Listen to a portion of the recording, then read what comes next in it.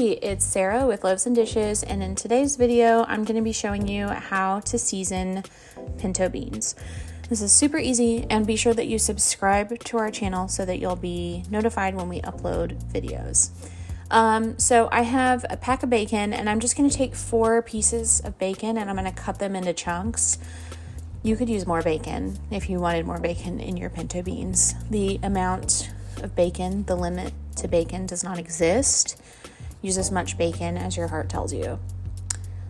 So, and your heart will tell you. Anyway, so I'm just cutting that up into like bite-sized pieces. You don't have to be too precious about it. And then I'm going to put the bacon in my pot to get it cooking. And your bacon, you can cook the bacon for as long or as little as you'd like. I mean, obviously you want it to be like warm enough that you're not going to get like food poisoning or something from it. But if you want your bacon extra crispy in your beans, cook it for however long you want. I added some butter. You could also add some oil. And I added 1 small diced onion and a couple cloves of garlic as well, just chopped up. And you can, again, the onion, you can measure with your heart. Then you're going to add a can of rinsed and drained pinto beans.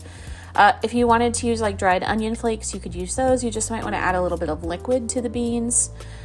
And if you wanted to substitute garlic and onion powder, you could do that as well. And I'm going to add about a teaspoon of sugar and I'm going to add about 4 teaspoons of better than bouillon chicken. It's just for some extra flavor. And then you're going to add some salt and pepper.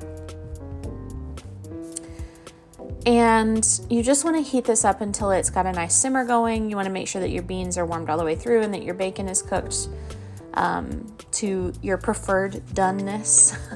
I don't know if that's a word, but that's what I'm using. Really, this whole video took about 10 minutes for me to film, but there's the beans, and it was a really quick side dish. If you want to see more from Loaves and Dishes, be sure to check out Loaves and Dishes, and thanks for watching.